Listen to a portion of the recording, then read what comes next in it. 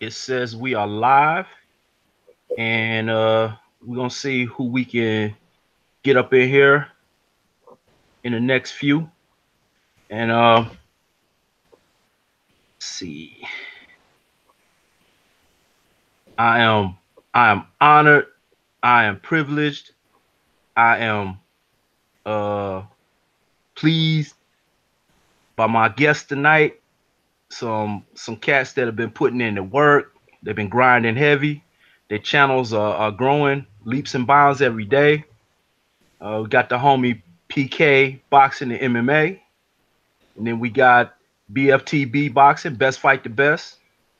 So hey, first off, I gotta say thanks to both of y'all, man, for pulling up at the house, man, and then coming and kicking with us. Absolutely, man. I definitely appreciate you. I appreciate PK. Appreciate Rough House even asking me for this. It's an absolute honor to finally kick it with PK. Dang, PK. Yes, sir. Yes, sir. Hey, Box man, the honor and the privilege is mine. And same with you, BFTB. It's an honor to be sharing the panel with you guys. And thanks for having me at the house, man. Go subscribe to Rough House and BFTB for sure. Real talk. Hey, y'all make sure y'all subscribe to both of these cats, BFTB, and BFTB boxing and PK boxing and MMA. Both of them very knowledgeable. Both of them put out good content. Both of those cats know this stuff, man, and they got thought provoking as well as entertaining material for you, man. So I know you're gonna enjoy yourselves when you go over their way to their channels. And I'm still trying to get this pulled up on another device so I can see chat. Yeah, I see some people in the chat right now. I can see Mark Wonderlick. What's going on with you, fam? Yeah. Hey, hold on the chat, man, while I get this situated on this end. I guess I should have had it situated. Mark Wonderlick, what's good, bro? And my man Mark Wonderlick. How about the Bears? Hey, Mark. The Bears are number one in the division. Hey, I was gonna say that boy Mark, he holds everybody down in the LDBC, man. Mark is he is LDBC family for sure. Yes, sir. Yes, sir. Absolutely. Timmy Diamonds and TJ Wilkins in the building as well. Timmy Diamonds, TJ, what's good? Hey, welcome, family. Y'all know what it is. Hey, wipe your feet and close the door behind you, man. Go on over there, have a seat on the couch. We're gonna get this thing going here in a minute. Hey, and if y'all didn't hear it, man, we got the esteemed, the renowned, the one and only PK boxing and MMA in the house with us, and we got BFTB boxing in the house with us. Hey, y'all do me a favor, man. I'm gonna start with PK, man. Go ahead and tell the people how they can follow you, man. How they can find you. Hey, thank you, man. You can find me at PK Boxing and MMA. Sorry, I'm walking through this apartment building. Got to keep it down a little bit. PK Boxing and MMA. Yeah, man, on YouTube. That's what's up. And you can find me at Best Fight the Best or BFTB Boxing on YouTube, or the same thing, BFTB Boxing on Twitter. Try to get some Instagram going as well, but those are the two I got right now. Yeah, and y'all know what it is, man. I am that boy Box. This is Rough House Boxing TV. Y'all can find me Rough House Boxing TV on YouTube as well as on Twitter. I'm like BFTB. I'm getting ready to get that Instagram thing popping here in a little bit. So legendary Top Cats in the building. Hey, what's going on, fam? Hey, come on in. Wipe your feet. Close the door behind you, man. Tell that boy Mark Wonderlick to move over. He hogging up the couch. All right. Hey, well, this is a live edition of Word Around the House, and we're gonna talk about a few things going on in the landscape of boxing right now. And I guess the biggest thing popping right now, fellas, is the Wilder Fury press tour that just ended. So we're gonna go ahead. We're gonna get some thoughts about that. And I don't know whoever wants to start first, but whoever can jump on out there and give us your analysis, breakdown, thoughts, opinions on how you think the press tour went. Take the floor, BFTB. For sure. So once again, BFTB, facts over fiction. Even my opinions are based on facts. So I looked at this. You know, I watched all three. I studied them strategically. You know what I'm saying, and just I weighed all the aspects of these press tours. Okay. And a lot of things that I got a lot of hate back from just all of my comments. So I think the press tour went great. And people are going to talk about the crowd size and all this other nonsense, but that's irrelevant because we watch stuff on TV. I keep telling people this stuff all the time. I mean, you want to check the reality of these press conferences and how they did. Check the Nielsen ratings, which I haven't done yet, but I mean, you can check those.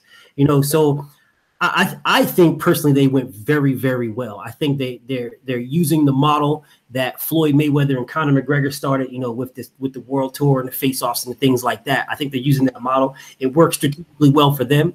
I think it's going to work strategically well for Tyson Fury and Deontay Wilder. Already, they have sold out. They have sold in 25 minutes. They sold over 1 million tickets and products. Right. Like, bruh, like you can't tell me that press tour is not making waves, man. You can't tell me that. Like going to the UK in Joshua and White's house, the two main people that are saying that Wilder needs to fight him or Wilder is ducking him or whatever the case may be, the man was there. He was in the UK for the first one, and there was crickets on their end. They said nothing. He called them cowards. They said nothing. That press tour was lit. They was on the Breakfast Club. I mean, they was on Hot 97. They was on ESPN. They was everywhere. Like, to me, this was a complete success. Right. What about you, PK? I couldn't have said it better myself, man. I completely agree. I think it's exactly what you want in the build up to a big heavyweight fight. And like BFTB said again, the one where what was it, the London press tour or the London press conference? I think even people objectively, you know, even UK fans were saying that, you know, they thought Wilder won the first one. He brought the energy. A little bit worried thinking about power, talking about the power right off the bat. So yeah, I mean, and the second one, I mean, they did it at a really weird time. And it wasn't really the kind of crowd that you like want for Wilder or anything like that. So I thought that one was kind of a little weird, but I think overall the tour was great. I expected nothing less from them. I mean, Tyson Fury is a fucking ridiculous character, and Wilder is Wilder. They're both really brash and very confident. And I think the buildup is perfect, man. This is gonna be a great fucking fight. Right. Now, I guess my opinion on that was, I think it got. Well, I'm gonna say this. I'll start with day one. The production, the background, the studio setup that they had in the UK and London, that really impressed me, man. That looked like the bridge off Starship Enterprise almost. You know, you could tell that Showtime, along with BT Sports, I guess to a degree, but Showtime is really putting their money where their mouth is to make this one of the biggest, if not the biggest, event of the year. And HBO's gone. They're going to take that piece of the pie. They're going to do everything in their power to draw in those fans that are coming from HBO that are still hungry for boxing. So the setup was good, the production was good day one. The crowd energy, and I think that's kind of a cultural thing. It was kind of low and lackadaisical. You know, it was kind of like the fighters would say something humorous or whatever, and everybody would give like 3 golf claps, clap, and then they chuckle, ha ha ha. But like I said, I think that's a cultural thing, you know. But when they got to New York and they had the press conference on the USS Intrepid, the energy ramped up a notch. Day one, there was, you know, they got in each other's faces a little bit. You know, I think they were kind of feeling each other out. I think Tyson Fury wanted to gauge a little bit of Deontay Wilder's power. And when Deontay Wilder shoved him, you know, in London, and he went back about 6 feet, I think then he was like, oh, okay. All right. Yeah, this dude has got some pop on him. But yeah. But day 3, it was the traditional setup. The crowd seemed less energetic, and it seemed like it turned into the Tyson Fury show. Now the physicality ramped up every day, and that skirmish at the end that kind of saved the press conference day 3 to me. And I think the whole event as a whole was a success, and you can tell by ticket sales, merchandise sales. This is gonna be the biggest fight of the year, hands down. And I'm pleased with what I saw overall. Yeah, absolutely, 100% agree. 100% agree. I follow what you're saying, Ruff, when you're talking about how it started out at a low level and then ramped up. I mean, and I think that came into play because of how people have already degraded both of these fighters. They've already degraded them, so it took them more to ramp this up than it would a Conor McGregor Floyd Mayweather. You know what I'm saying? Because they were already they have already been at that level. So it took both of these fighters more. It took people to actually see the first one and to get a little bit engaged into it, and then to see the second one and see how it ramped up a little bit. And by the third one, you know what I'm saying? Whereas Tyson Fury, I think you're right in there. Tyson Fury was more charismatic. I think if you actually want to put a score on who won what in these press conferences, I think you can give that with Tyson Fury without no questions. I mean, you might have a little debate in it, but I think you can give it to Tyson. But I don't think you can give it to him by much just because of the skirmish. You know what I'm saying? Because at the end, it's one of those things where, if you take a look at it, if you just take a look and see how it was, there was about 8 or 9 people holding Deontay, and there was nobody holding Tyson. You know, he was just standing there. Every time. Yeah, so when you look at it, it's like okay. Yeah, he tried to spin out like a good thing too. Like, oh, everyone's holding you back. It's like, yeah, they need to. No, it's not really a good thing. You know what I'm saying? That's not a good thing. You know what I'm saying? That's telling you where the hunger is at. You know what I'm saying? That's just telling you that. And I'm not saying Tyson Fury isn't hungry. I'm not saying that. I'm just saying that Deontay is more hungry. You know what I'm saying? Tyson Fury has his own hunger. But from what I seen, Deontay was just more hungry. Hey, so would both of y'all agree with me that in the verbal jabbing department, Tyson Fury won that, but in the physicality of the press tour, Deontay won that? Yeah, I would agree. Absolutely, and I think those are kind of like foregone conclusions. I was going to say that, like, to me, Tyson Fury will always win the battle of words. I mean, he was a stand-up comedian for God's sake. He's always going to be, just Mr. Center of Attention, cracking jokes and shit. For anybody, against anybody. And Wilder to me has always been the stronger guy, much more physical, and he's much more imposing with that too. So I think those are both kind of like, that's kind of what I was expecting. All right. Hey, let me send a quick shout out, King Diesel in the house, man. Hey, thank you for stopping by the house, bro. Hey, wipe your feet, close the door behind you, man. Come on in, man. You can have a seat right there next to legendary Top Cats. Top Cats, get your feet off the coffee table, bro. You don't do that at your mama's house. That's what's up, fam. Hey, all right. Well, let me ask you guys this.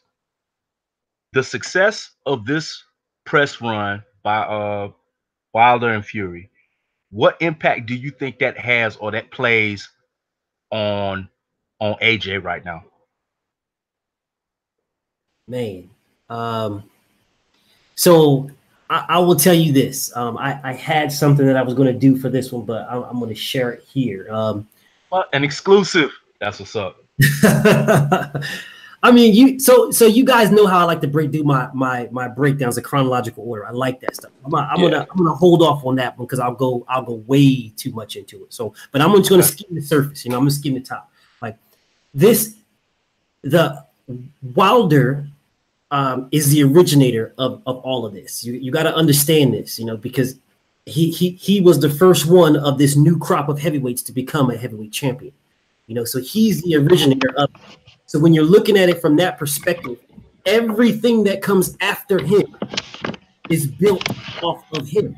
That is a factual thing. That's not me, trying to press any type of insinuate anything. That's a fact. If you start at the bottom, he was the first one. Now, if you're looking at where he's at now, versus where Joshua's at. So Joshua did a pretty much a spin-off, but he had a large enough fan base off in the UK that can build him, and there's no shade to that. I am happy that he has that fan base because it's going to make the fight in the sport that I love even it's going to shine the light on it even that much more. Now, if you look at if you look at what Deontay Wilder is doing at this current moment, if you look at where he's at this current moment, where he's about to fight Tyson Fury, the lineal champion, regardless if anybody says otherwise. You know, if you look at that if you look at that for what it is, take it for what it is. You have 2 6, 7+ monsters about to fight undefeated, about to fight for the most prestigious belt and the real belt. Because I claim this, and I always will claim this. The lineal belt is real #1 belt. It's the belt that was there in 1885 before there was any other belt. The lineal belt was there. So the real belt, the top king of belts, is what they're fighting for. So this is going to put these two, one of them, whether it's Tyson Fury or Wilder, I believe it's Wilder, but one of them is going to be in astronomical. I mean, they're going to have so much control, because you look at it. America, regardless of what anybody says, the U.S. is the biggest market for boxing, regardless of what anyone says. Right. You put the winner of this is going to be in such a huge light. They're going to it's going to be shining them so bright. The pressure is already on Joshua. He has to make this fight. He has to. When this fight happens, it will, he has no choice. You know what I'm saying? To remove the coward label, he must fight the winner. Must fight them. This is a clear 50-50 fight. Clear. It's clear 50-50. I'm talking about purse split. It has to be. He cannot go any other route. He cannot. Now I'm getting all passionate, so I'm gonna tone it down a little bit, pass it to PK. But this is a 50-50. No, man, bring that fire, man. I'm still here. Real talk. Hey, we got the boy Marlo from Marlo's Corner in the building. Marlo, what's going on, bro? Hey, you know what it is. Marlo? Hey, Marlo, hey, let me know. Marlo was supposed to be on if his schedule was cleared with him and Trey X. So Marlo, let me know if you want to get on. If you do, shoot you a link, get you up in here, man. But we got Marlo in the house. Bracy 1 is in the house. Bracy 1, what's up, family? That's what's up, man. Hey, wipe your feet, close the door behind you, family. Come on in, man. You and Marlo get in where you fit in, man. Y'all got house keys anyway, man. I don't even know why y'all knocked on the door. Just let yourself in. You know what I'm saying? But PK, did you have anything to add to that?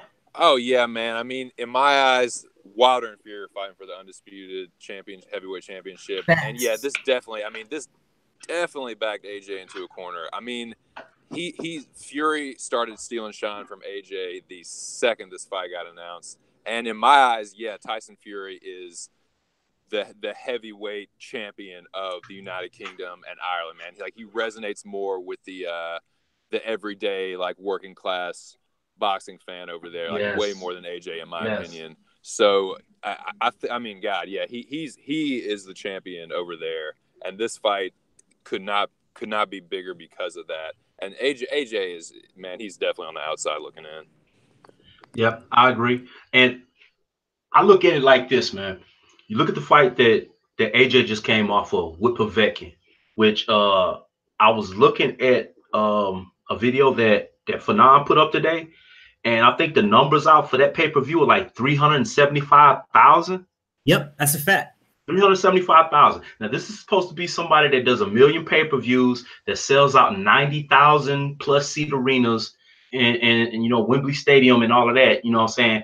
And this particular fight failed to live up to expectation, both in gate and in pay-per-views. Now, we go to the next potential fight for AJ, which is going to be Dillian White, as we all, you know, pretty much are sure it's going to be. According to that poll that that AJ put up about, you know, who's the public want to see him fight, only 5% of the UK even want to see him fight Dillian White again. So this particular fight with Wilder and Fury, there's so much buildup, there's so much hype, there's so much at stake, you know, that like PK said, AJ is backed into a corner. So now he's got to make a decision. Him and Eddie have to make a decision. All right, do I jump out there with a Luis Ortiz? Do I jump out there with the winner of Fury Wilder? Because his next move, especially after Dillian White, that next step is going to be so critical in which fork in the road that his career takes. You know, one of the forks go uphill, the other one goes downhill. Yeah. Now, if he fights Wilder or Fury, I think he's gonna catch an L. That's just my personal opinion. But go ahead. So if he fights, so here's his best options, man. The best option. So first off, damn it, I'm trying to say out the history. So do what you do, man. Hey, you at the house, man. You family. Do what you do. So all right, boom. So dig this, right? So last year, December 22nd to be exact, this dude Hearn was trying to sign this man, right? So he's trying to sign him, trying to sign Fury, get him on there, give him 1 or 2 fights, and let him go ahead and or up to 3, and then go ahead and fight Joshua, right? So what's happening right now is put such a monkey wrench in their plans. The plan was never. It was so the plan was to fight Wilder. He was in the plans, but he was the last fight in the plans after everything was done. Because by that time, Wilder would have had to fight a bunch of people, just to stay busy and take some wear and tear and then age. So they was expecting him to age and then catch him on the downhill like they did for Vladimir Klitschko. There's a lot of things that when it comes to Joshua that people don't take him on in mind. You know what I'm saying? You will never hear anybody questioning why he fought Vladimir Klitschko with no tune-ups. But they will always question Tyson Fury's tune-ups, where Tyson Fury is just turned 30. You know what I'm saying? Where Vladimir Klitschko was 41. They will never question that. You will always hear them saying, oh, well, Vladimir was a better fight. You know what I'm saying? So moving along from there, where Tyson Fury was up in the air to go to anybody. They were trying hard to get him because Eddie was trying to corner the market. He wanted that whole market for himself, the heavyweight market, which would have made that landscape, the DAZN app would have made it monstrous because if any heavyweight that was worth their mouthpiece, he would have had to fight, get him on they would have had to watch it from the DAZN. You know what I'm saying? So when Tyson Fury threw the monkey wrench in there and was like, no, I'm going with BT, that messed up everything. You know what I'm saying? Then from that point, you started to see Anthony Joshua's numbers declining because you got to understand, like the big fight in the UK was Anthony Joshua versus Tyson Fury. That was the big fight. It didn't matter when it happened. You know what I'm saying? It didn't matter when it happened. That was the fight. It was the only fight left. All these other guys, the short Chisoras, David Hayes, Dillian Whites, these are all like backdrops to the main scene. And the main scene was always Tyson Fury, Anthony Joshua. Listen, man, people are not going to agree with me, but I will tell you this. Tyson Fury, right, is a harder fight for Anthony Joshua than Deontay Wilder. Deontay Wilder knocks him out. Right. He just knocks him out. Tyson Fury embarrasses him. Now, understand something. You can come back from a knockout because you can make an excuse. And these guys are used to changing the narratives and making excuses. They're used to saying, oh, well, he slipped or it was a lucky punch. You can say that when it comes to just getting knocked out in 4 rounds. You can say that. You can spread that narrative. You can still come back from that. Tyson Fury will embarrass this man. Embarrass him. He will. That is not the fight that they want. I'm telling you this for a fact. That is not. They do not want to fight Tyson Fury. They would prefer to fight Deontay Wilder because if you're looking at it from a business mindset. The business mindset. He can come back from getting knocked out. Anybody can say, oh, well, that's all Deontay Wilder has is power. So he got lucky and punched him. Anybody can say that. You cannot come back from getting schooled by Tyson Fury. Vladimir didn't come back.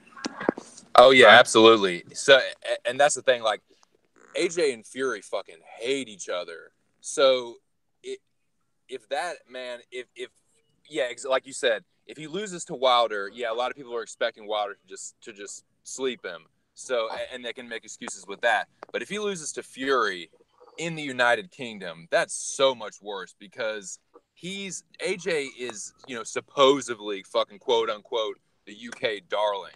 So if it's clearly Tyson Fury and he does it in the UK, like styles on him and fucking embarrasses him in Wembley or something, man, that's hard for AJ because he's right there at home. He has to be around that constantly. Wilder knocks him out, then he just goes back to the UK. He's like, oh, I'm going to regroup or whatever. But man, that those Fury losses might hang around. So that's a great point by BFTB for sure. Right. And I will offer this.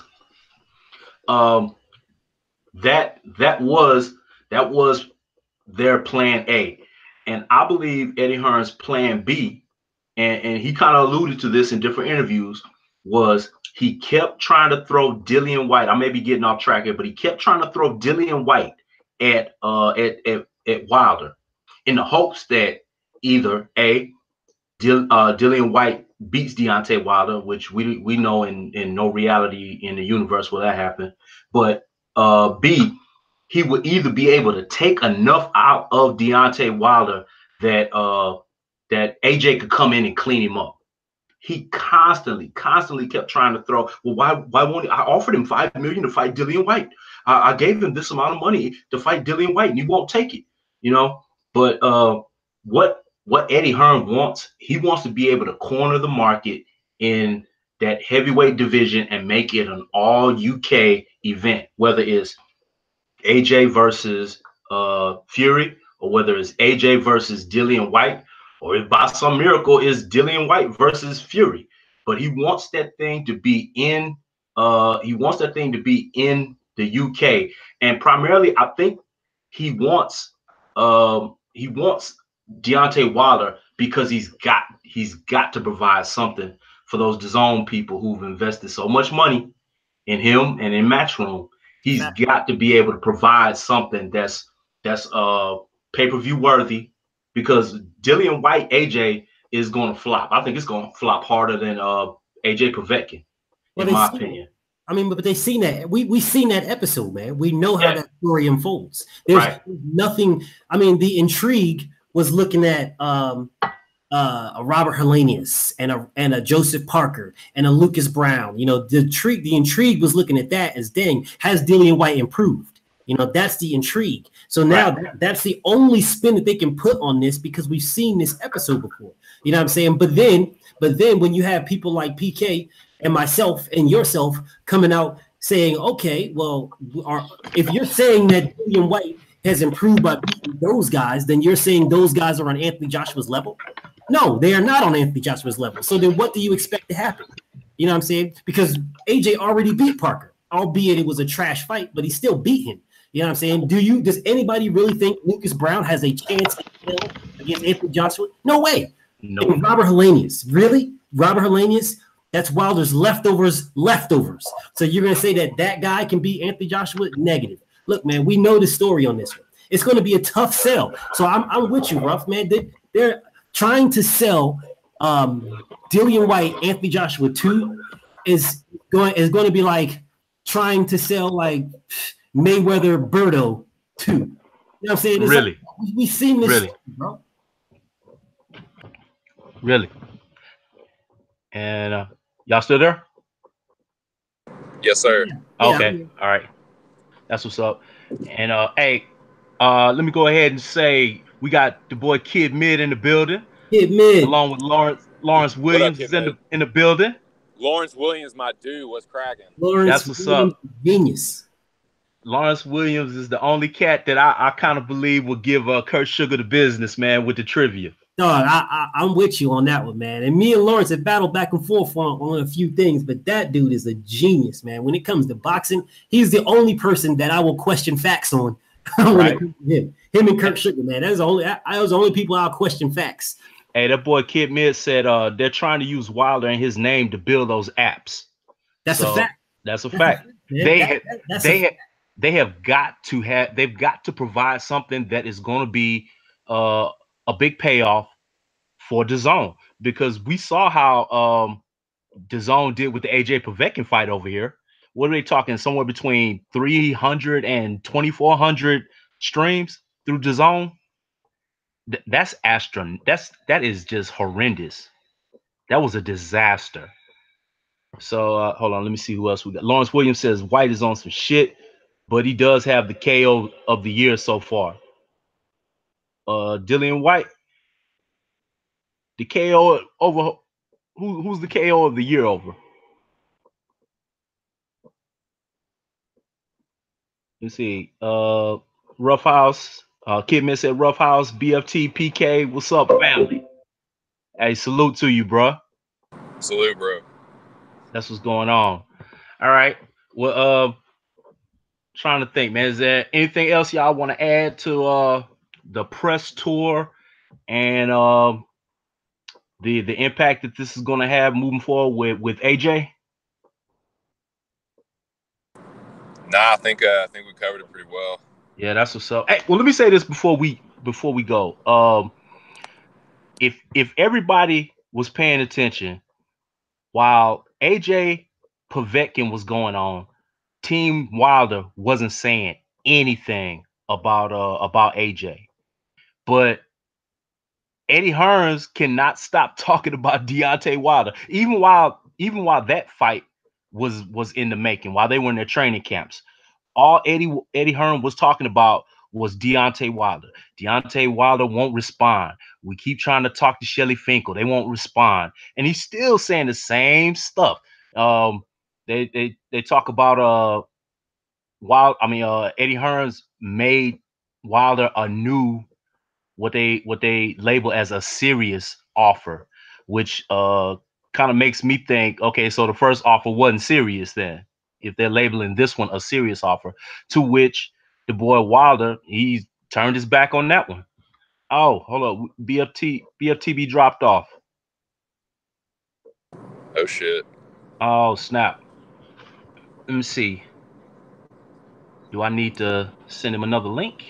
Man, I hope it's not this weather up here. I think we're in the same area. It's okay. A little nasty. I don't know if that's it or not, but I'm gonna send him another link here. Okay. All right. Let's see if we can get him back up in here, man. Hey, and once again, man, I want to thank everybody for stopping by the house, man, chopping it up with us. This is the live edition of Word Around the House, and we are joined by two cats that I admire, whose channels are on the rise. I want to say we probably in the same draft class. They were just higher picks than me, and we got PK Boxing and MMA, and then we also we got Bftb Boxing, and he is back in the building. Bftb, glad you're back. Yes, sir. Yeah. I was still in there on my iPad, man. I heard y'all. Yeah, man. It must be the weather, man. My internet going out, man. Okay. What's going on with that? All right, that's what's up. Yeah, I definitely. I heard y'all, man. And I wanted to comment on what you was just talking about, man. About that stuff with the boy AJ, man. Go ahead. Listen, man. Let's just keep it 100 all the way around. You know what I'm saying? AJ needs Deontay Wilder. Look, not just AJ, Eddie Hearn more specifically. If they don't put Deontay Wilder on DAZN, it's going to flop. People got to understand DAZN is an American app. It's an American app. You don't get DAZN in the UK, man. In the UK, you paying out the ass for money for pay-per-views. You can't watch no real fighter on a free TV over there. You got to pay pay-per-views out of this nonsense, man. Right. So they need, like, in order for the DAZN to be a success, and that so let me take a step back. That's another thing that always I don't understand when it comes to the UK guys talking about when they're talking about, yeah, the DAZN is a good app, it's a good app, but they don't even get it. That the DAZN is not a UK based app, it's a US based app. It has nothing to do with the UK. So I don't understand how they can sit back and promote it as if it's a product they can never even tell. That's why I don't understand it. So that thing of DAZN this and DAZN that, they got to understand DAZN is a US app, right? Right. The US champion is Deontay Wilder. If you do not have Deontay Wilder on this app, it is going to flop no matter who you try to put. So I see he's trying to reach out to Golovkin, trying to reach out to Canelo. I mean, that'll give him a boost. That'll definitely give him a boost. But at the end of the day, you got to look at what market he's trying to corner. He's not trying to corner the middleweight market. You know what I'm saying? He's trying to corner the heavyweight market. Hey, bro. Hey, and let me say this real quick, and I'm gonna give it back to you, man. There is absolutely no way Canelo goes to fighting on the DAZN app. Hell no. No way. You know, the exposure is too limited. And then Canelo is currently the biggest pay-per-view boxing star, you know, in boxing right now. You know, so him fighting on DAZN, he would take a massive pay cut. Oh my Massive pay cut. gosh. Eddie Hearns does not have well, you know what? Eddie Hearns is not coming off of the type of money that Canelo's going to require for him to be on the DAZN app. So I'm gonna give it back to you, bro. I just want to say that. Listen, let me caveat off of that right quick, man. And I know, PK, I know you want to get up in here, but I got a lot on my mind. I got to get out, so I apologize. No, listen, cook, bro, cook.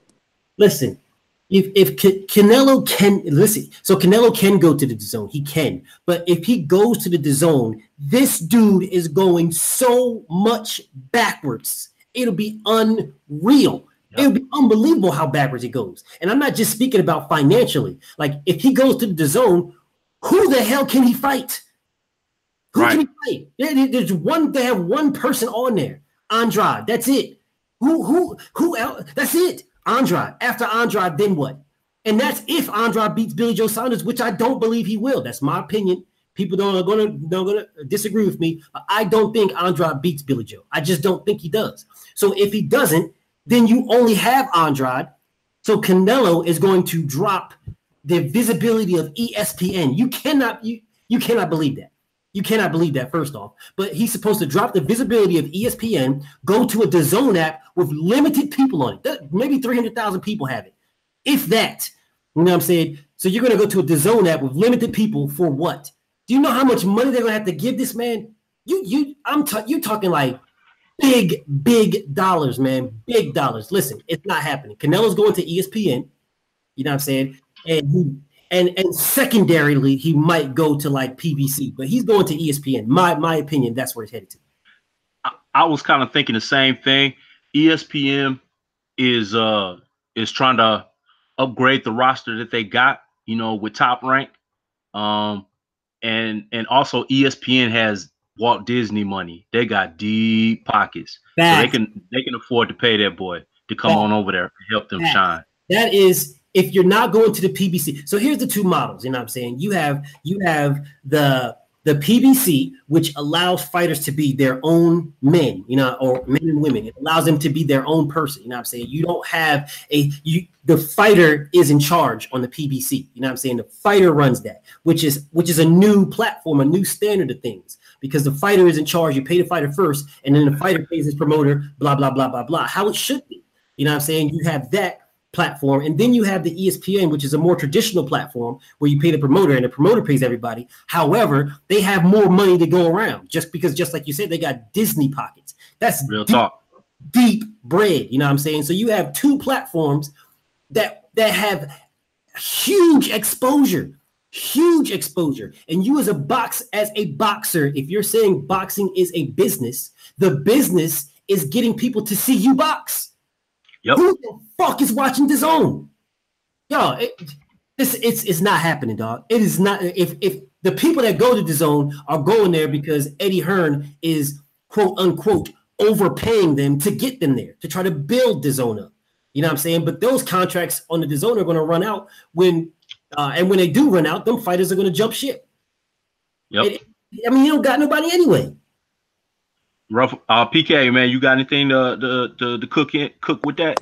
Nah, man, I'm actually listening and learning. This is the part about I don't know much about the sport, but I know more about that than the business. So I'm just listening and learning, man. But to touch on the Eddie Hearn thing, man. I mean, dude, his desperation is so obvious. Yes, it's really bad, man. And I think what happened is, I think he got his bluff called. Like, I think he was hoping he was going to come over here and just scoop up all these fires, and everyone was going to be fawning over him like a fucking like little schoolgirl. Like, oh, Eddie, you know, oh, man, can we sign with you? And they were like, no, fuck you, motherfucker. Like, no way, dude. And he got his bluff called, and now he's like, well, I'll overpay you. Yeah, he's scrambling. This is stupid, man. Yeah, real talk. Hey, let me go ahead and say this, man. Hey, we got the LDBC Shooter Supreme Ronald Finkley in the building. Ronald Finkley, what's popping? Ronald Finkley, what's up, big bro? Hey, we got Scrapbook Boxing in the house. Scrap is here. Oh, Scrapbook, salute, sir. And we also got World Breaker Fighting in the house, man. Breaker, wow. World Breaker, damn. What's up, man? Hey, All three of y'all, welcome to the house, man. Y'all know what it is. Wipe your feet, close the door behind you. Hey, World Breaker, man. The soft drink is in the fridge. The strong drink is in the cabinet, man. So you know where the cups at. Y'all do what you do. Scrapbook, man. Hey, have a seat over there by Lawrence Williams, bro. And Ronald Finkley, hey, put the gun down. Put the gun down in the house, bro. It's all good. We all fam here. You know that, man. We don't need to shoot nobody yet. I'll let you know. Hey, the boy Ronald Finkley, man. Hey, he works security even on my comments section, man. That's he dude, man. Always stays frosty. Yeah, man. Yeah, man. Hey, man. So I appreciate Ronald, World Breaker, you know what I'm saying, and Scrapbook. Hey, I don't know if anybody's ever been to Scrapbook's page. I've been to Scrap. Okay, well, I'm pretty sure a lot of people have been to Scrapbook's page, man. But Scrapbook has some of the best historical information that you can get in boxing. Man, I was checking out that series he had going about the what was it, the Forgotten Fisticuff series. Dude, I didn't get that one yet. I got so much information, bro.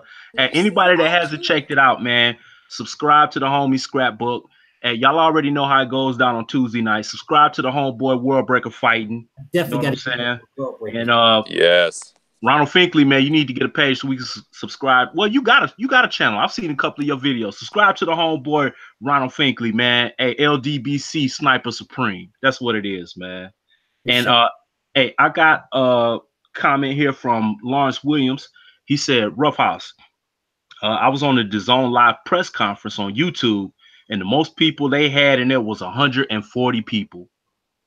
Bruh, you know what? And it's funny. I heard the big homie Blue Blood this morning, and he was talking about something in that regard.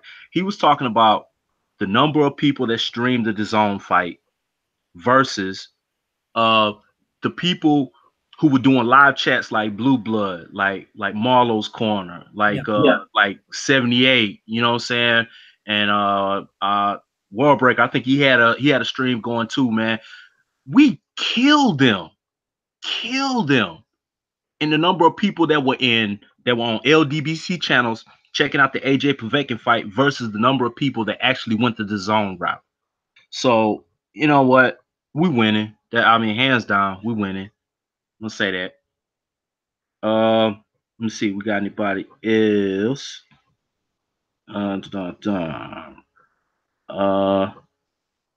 Legendary Top Cats. He wants to get on. Hey, Top Cats. I'm gonna shoot you a link here in just a second, bro. Keep going. Everybody hollering at each other. World Breaker Fighting said, "What's up to PK Boxing MMA?" What's good, World Breaker? Already. Scrapbook hollering at everybody that's in here. Salute to you, Scrapbook, man. Glad you made it. And everybody talking about Scrapbook. That's what's up. Hey, man, Scrapbook got some good content. Let's see. World Breaker Fighting said Blue Blood Sports TV did over 100,000 views. World Breaker said he did 6,000 views on that Joshua fight.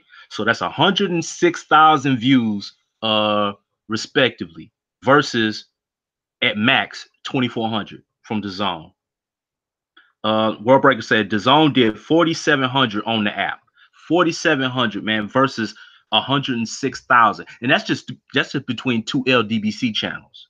Bro, we killed the boys. But and this ain't even a competition between us and them. What this is showing that the boxing fan, you know, is not impressed with Eddie Hearn's model, with Eddie Hearn's design and what he tried to come over here and proclaim to do to the United States boxing landscape. So somebody had a good comment that was going to segue into the next topic, and I think it jumped up on me, man. I think it was Kid Mid who was saying that the WBC was trying to save Canelo, and this kind of segues into the next topic, man. I want to ask y'all about y'all have seen these mandatories that are coming down from the WBC, right? Yeah, yeah. Yeah, and once again, we lost BFTB. Damn. BFTB, man. If you ain't want to stay, if you had to go, all you had to do was say so, man. Man, I had a homeboy like that, man. We'd be partying, having a good time. You right in the thick of things. Turn around and be like, dude, where the fuck is Mike? And he would just be gone. It was funny, man. That's what's up. Hey, Legendary Topcast, bro. I'm gonna get you up in here. I'm gonna get you up in here too, man. I'm gonna send you a link, man. I gotta find your email again. All right. That's what's up. But y'all bear with me for 1 second while I toss that boy Topcat link.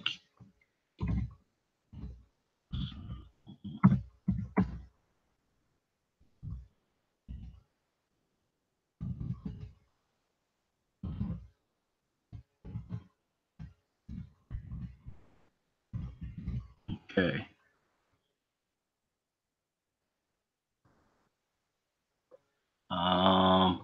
See, 2 popped up. I'm not sure which one to go with. I'm gonna go with the top one. All right, Topcast, man. I just slung you a link, bro. Let me know if you got it. BFTB, hurry up and come back, man. But yeah, I got a little something right here, man, that I'm gonna read. And this is an article from thefightnews.com. And it's talking about the WBC 56th convention, day 3 of it, and they're talking about the mandatories. So the first one I'm going to start off with is the one that I think most people are excited about, and that is, let me see, let me read this right here. Where we go. Talking about Triple G and Jamal Charlo. It says WBC President Mauricio Solomon proposed a solution to satisfy all involved. Golovkin versus Charlo, and Canelo in a voluntary defense. Suleiman's proposal was approved unanimously. WBC did, however, support an immediate rematch if the other scenarios doesn't come to fruition, meaning an immediate rematch between Canelo and Triple G. If for some reason the Canelo, the Charlo Triple G fight can't happen. That boy Canelo, he said he wants to take a voluntary mandatory. And as we know, he's wanting to come back and fight again in December. So he's already been cleared medically, and he's en route to fight. And it's probably going to be a soft touch, probably David Lemieux. That's what I'm thinking. That's what a lot of people have been saying. What do you think about that? Who do you think Canelo's next touch is going to be, PK? Man, I don't know. Yeah, I mean, it sounds like it'll probably be Lemieux. I just hate that. I hate that fight. I mean, that's Triple G and Billy Joe Saunders leftovers. Yeah. So I don't know. I think it's kind of a shitty fight. I'd like to see. I mean, I want to see him fight Charlo. I mean, I think he was the WBC mandatory, and now it's just some more bullshit going on. Like I said, I don't understand the business as much. It doesn't make a lot of sense to me. It seems like they're just able to kind of move things around whenever they see fit. It seems really arbitrary. Like whatever they feel will get them the most money, or I don't know, man. I don't get it. Right. And let me read this real quick. You talk about you don't understand the business of it. I don't think any of us understand the business of it. So check this out right here. This is in regard to Dominic Brazil. It says Dominic Brazil had won the mandatory eliminator against Eric Molina, while at the same time, Dillian White of the UK has won several WBC Silver Championship fights and remains ranked #1. Now, just because Dillian is ranked #1 doesn't make him the #1 mandatory. So it goes on to say, which isn't the same as being a mandatory challenger. The situation grows more complex as WBC champion Deontay Wilder is slated to fight the lineal champion Tyson Fury on December 1st. The winner of that fight will most certainly look to unify all the belts against Anthony Joshua, which could further set back any mandatory defense against either Brazil or White, to be continued. So, man, these sanctioning bodies, and I've said this before on my channel, they do what they want, when they want, with who they want. There's no rhyme or reason. And I know a lot of people have been hearing certain people, cry out for there needs to be some type of independent intervening body in boxing. And I heard World Breaker talking about that. It was either yesterday or the day before, man. But actually, I've heard him talk about that a few times. But there needs to be some type of way to clean boxing's act up. Yeah. Go ahead. I want to ask you about that, Box Man. Do you think there's any kind of way, like, for the sanctioning bodies to come together and form some kind of council, or is it just too ego driven in each one, and it just can't? I don't know. Would that even be possible, or do you just have to kind of like clean house and start over? In a perfect world, it will be possible, but realistically, I think each sanctioning body does its own thing, has its own crooked rules, has its own pockets of corruption, and they don't want to share that with the other sanctioning body. For one, they don't want to give any dirt away. So another sanctioning body is able to point a finger and say, "Ooh, you did this. Ooh, you did that." And then two, they don't want to share their pot of money, their piece of the pie.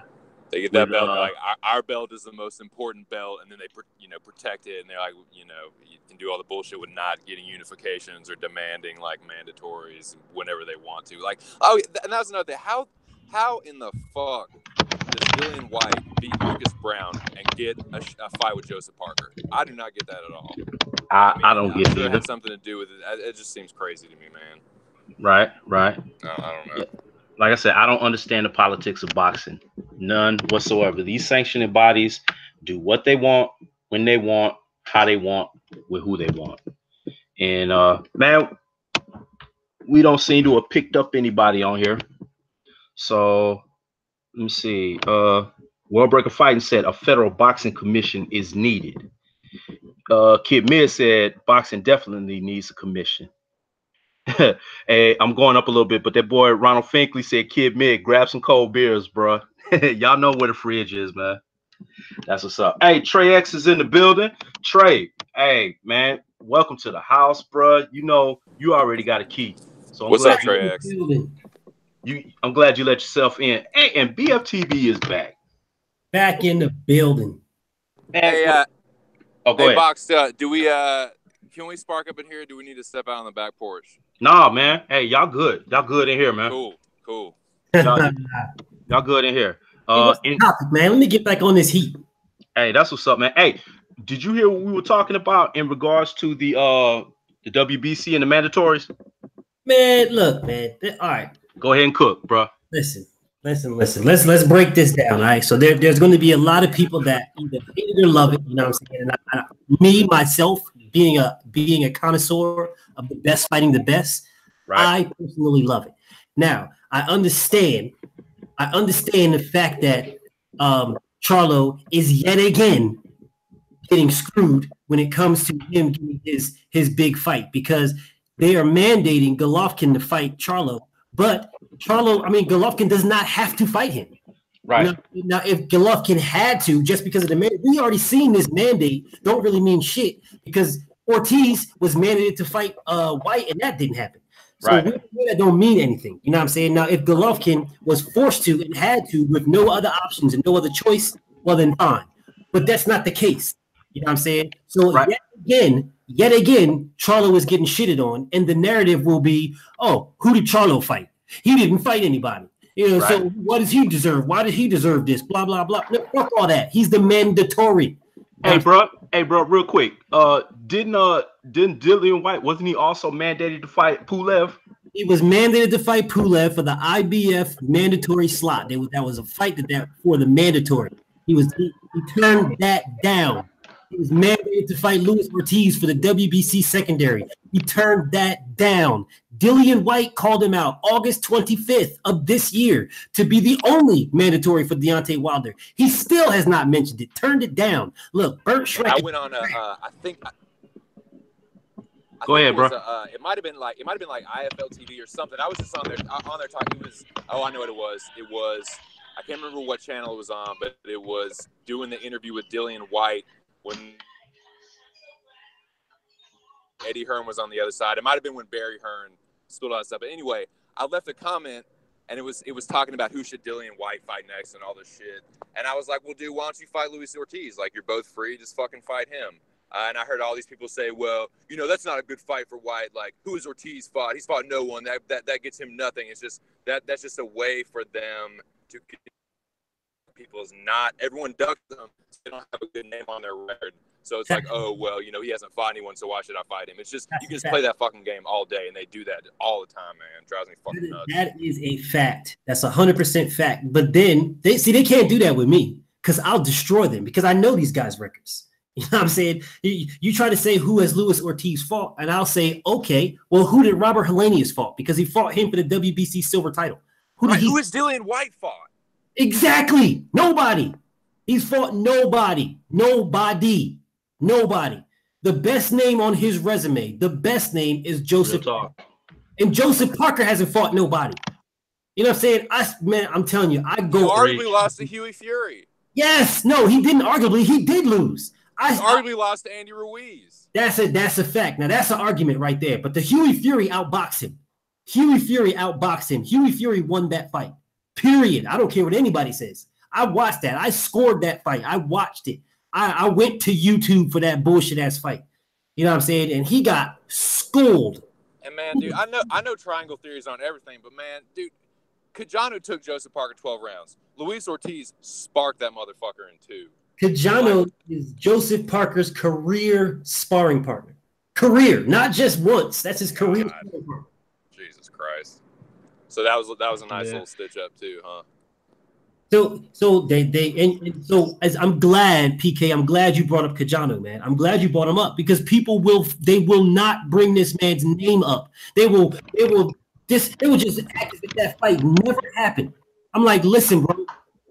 Deontay Wilder called out Joseph Parker the second Joseph Parker pulled out of the not Joseph Parker, but Huey Fury pulled out of the Joseph Parker fight on April 23rd. On April 23rd, he pulled out. On April 25th, Deontay Wilder called him out. On April 25th, told that man, look, you don't have a fight because this dude pulled out, right? I don't have a fight. Let's fight. You know what I'm saying? We can make that fight. So Wilder was willing to fight him on the May 6th date that Parker had set up for his mandatory fight against Huey Fury when Huey Fury pulled out. He was like, look, man, I'll do it on May 6th. But what happened is Joseph Parker and his team was like, that's not enough time for us to prepare with Deontay Wilder. So Wilder said, fine, you can push it back a month, you know what I'm saying? And then we can fight in June, July timeframe. This dude straight up went and fought Cajano. I'm like, bro, and nobody called him out for it.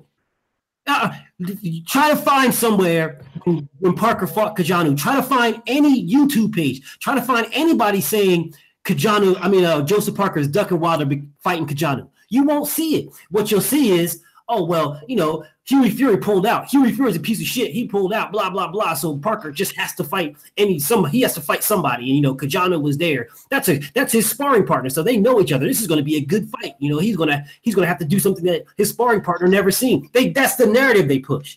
You know what I'm saying? But the fact of the matter is, that's his sparring partner. However you want to slice it, sugar-coated or salted, that's his fucking sparring partner. You're fighting your sparring partner in a championship fight. And the man wasn't even ranked in the top 10. But you put him in there because it was a voluntary. I didn't even know that. That's crazy, man. One thing you touched on, man, that I wanna hit on was, isn't it funny how when it comes to Deontay Wilder, everybody needs more time for the fight? That's exactly the thing we heard in the beginning of the AJ negotiations when Wilder was trying to get the fight to be next. And, you know, Wilder was saying, hey, we can get down in October or November or whatever the case may be. And Eddie Hearns was out there like, well, this is the fight of AJ's life. An 8-week training camp isn't going to do. We need way more time than that. So, you know, when it comes to Deontay Wilder, everybody wants extra time. Why is that? Because they've seen those 39 bodies previously laying in the ring, sleep, shaking, or twitching. So again, you know what I'm saying? I'm on my Kurt Sugar historian type stuff. There you go. So this wasn't just with 39. You know what I'm saying? This wasn't just with 39 knockouts. We can take it back farther. You guys got to understand that Deontay Wilder called out Tyson Fury before Tyson Fury was a champion. They were supposed to fight before then. You know what I'm saying? This is what people are missing. But Tyson Fury turned him down, you know, for the same type of reasons. Now, it wasn't all about, you know, how much time he needed. You know what I'm saying? People fail to realize this. It wasn't all about it, but that was a part of it. You know, the time and the fact that, you know, he was fighting Christian Hammer. So he turned Deontay Wilder down for Christian Hammer. That's a factual statement. You could Google it. That is a factual statement. You know what I'm saying? That's just one. Then you look, then you keep going on down the history of this thing. You keep traveling this rabbit hole, and you're going to see, just like the brother Ruff said, everybody needs time for Deontay Wilder. And this is what I kill him with every single time. You're telling me you need more than 8 weeks time to fight skinny leg, windmill, no boxing having bum. You need time for that. It's real funny. And dude, I mean, it doesn't really matter. In my opinion, there is not a training camp in the fucking world. There is not a boxing coach in the fucking world that can prepare you for what Deontay Wilder is going to hit you with. You can't train for that, man. You can't train for that. You can't prepare for his awkwardness. He's unorthodox, and he's getting better and better, man. Mark Breland is getting his shit on point. He's getting that jab really nice, man. And there's nothing really you can do, but yeah, they'll always be, well, you know, we just need a little bit more time. So let me caveat off of that, right? Well, this is where people are so blinded with the hate of Deontay Wilder. They're so blinded with it. And let me just let y'all know, I don't hate Anthony Joshua. I don't hate the dude. I hate his fans. Me either. You know what I'm saying? It's his fans. They're the ones that I hate the way he's carrying himself. He's not carrying himself like a champion, but as a boxer, no, I don't. Like a coward is what he's carrying himself. But I mean, let's just get into reality. Listen, man, Povetkin needed more time for Deontay Wilder. This is a factual statement. So I did my research, right? I had an article. I got to go back and find it, but I had an article. So it was around. I want to say August, September timeframe of 2015, right? Where Hey, hold on. Let me stop you right there. Hey, y'all bros, go ahead and cook. I gotta step off for just 1 minute. All right. All right, go do your thing. So all right, bet. It was around August, September 2015-ish timeframe, right? Where Wilder was supposed to fight. He was supposed to be fighting Povetkin in the September, November-ish timeframe for his first mandatory, right? So Povetkin's team came out and said that Povetkin is not ready for Deontay Wilder yet. He's not ready. Hence the reason for them to fight Marius Wack, because they wanted to fight a guy that was tall, you know, young, rangy. They wanted to fight someone like that to put that on Povetkin's resume, you know what I'm saying, so Povetkin can get that experience, you know what I'm saying, of a more athletic, tall fighter. This is a factual statement that Povetkin was not ready for Deontay Wilder. So they needed to fight someone with that rangy. Now Povetkin wanted to fight Wack to get that fight that tall, rangier guy, but he had postponed his original fight with Deontay Wilder so that he can fight Wack, or so he can have a fight in Russia, right? So once that fight happens, supposedly, so I saw the cut, but it wasn't even that bad, man. It wasn't even that bad. It was a little ass cut he got over his eye, and he had a little tiny ass bandage at the Spilka fight, right? So they postponed the fight from when the fight was supposed to happen. You know what I'm saying? So they postponed that because Povetkin wasn't ready. They postponed that to January, right? So then in January, he's like, "Oh well, I'm not ready for that neither. I'm not ready because of the cut." So there's a history of people saying that they're not ready to fight Deontay Wilder. So, I mean, I'm looking in the chat. I see you, Mr. Lawrence Williams, the God. I see you. I understand what you said. He fought him. Yes, it was a warm-up for Wilder. That's 100% factual statement. But he didn't have to fight him. He did not have to fight him. That was a choice. That was a choice for Povetkin to fight Wack. He did not have to fight Wack. You know what I'm saying? He could have fought Deontay Wilder right then. He postponed his fight with Deontay Wilder in order to fight Marius Wack. And when he got that cut, you know what I'm saying, mysteriously his cut needed an extra 6 damn weeks to heal. Like, stop the bullshit, man. He wasn't ready. You know what I'm saying? He wasn't ready. It's a factual statement he wasn't ready, but he said he wasn't ready. You know what I'm saying? His team said he wasn't ready. And it's the reason why they postponed it the first time. Then you get into damn January where this dude is with his bullshit ass cut. Mysteriously, he pops hot for meldonium. You know what I'm saying? This meldonium shit, that all goes away because they don't know about the fat concentrations and how long it takes in the system, blah, blah, blah. Goes to May, dude pops hot again, A and B sample. You know what I'm saying? Drop this clown. He goes again to the year. The end of the year, you know, he pops hot again for Osterin. And this dude somehow still ended up the WBA and WBO mandatory to Joshua. This man. Yeah, it's crazy. Hey, let me go ahead and say this, man. We got the homeboy Alex Santos in the house, man. Santos, welcome to the house, man. Hey, wipe your feet. Close the door behind you, man. Come on in, man. And what's up, Alex? How you doing, bro? We also got Sean the Icon in the building, man. Same to you. Hey, wipe your feet. Close the door behind you. Y'all come on in, man. You know what I'm saying? Hey, tell Bracy want to scoot over and he can't lay out on the couch, man. Let them boys sit down, Bracy. That's what's up. Bro, listen, man. This stuff just drives me crazy, man. So it's a good thing that I actually take my time, you know, when I'm supposed to be working. I ain't working, but I'm supposed to be working. But I actually take my time to actually like focus on this boxing thing. You know what I'm saying? I actually take my time and I actually do my due diligence, because if you just read some of the stuff that they put out back in the day, you know what I'm saying? It'll drive you crazy when it gets to now. You're like, wait a minute, bro. You weren't saying this back then. Hell, Anthony Joshua needed more time for Deontay Wilder in 2016. You know what I'm saying?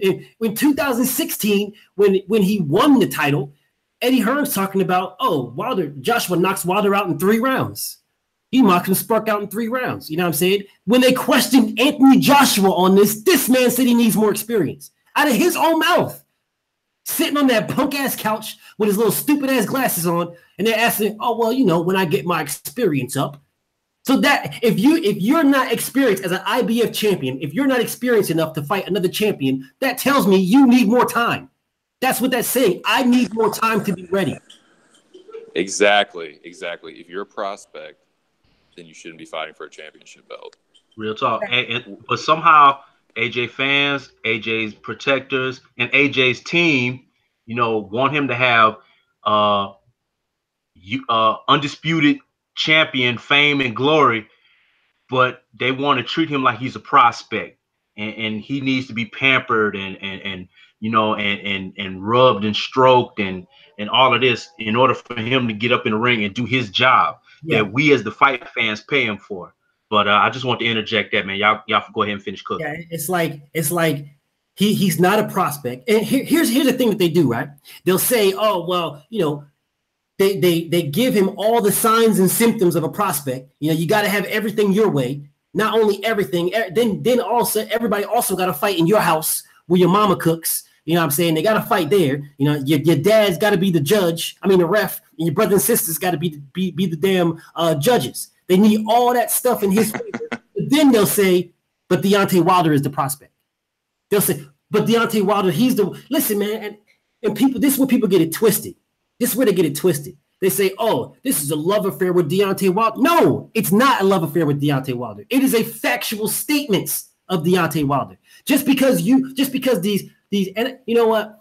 I categorized them in a video earlier that I made today. I categorized them in a video, right? It's not the fact that these guys they're casual fans, right? A casual fan, I can understand the casual fan. I can understand it because they just come in, you know, just for the fight right then, the event. They enjoy the event, and then they're off back into their regular lives and regular worlds. But it's the sheep and the protectors, you know what I'm saying? The protectors that they don't even care about boxing, man. They don't even care about this shit. It's just that they support somebody, and the person that they love and support, they will protect him at all costs. Listen to me. Let me tell you something, a factual statement.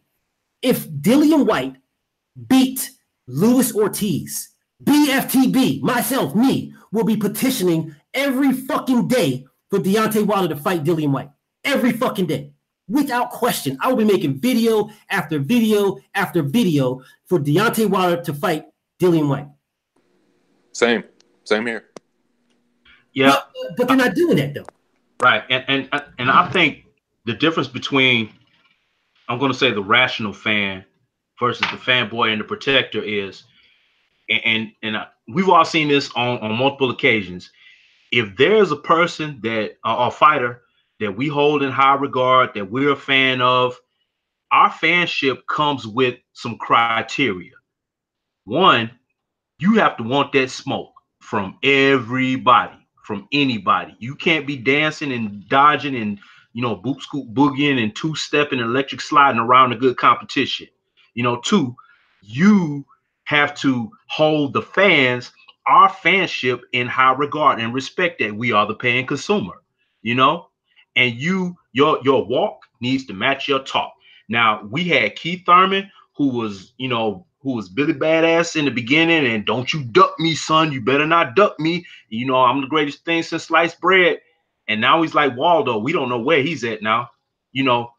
Our level of fanship, dropped with him. And we were willing to call our guy on that, and not just Keith Thurman, but others.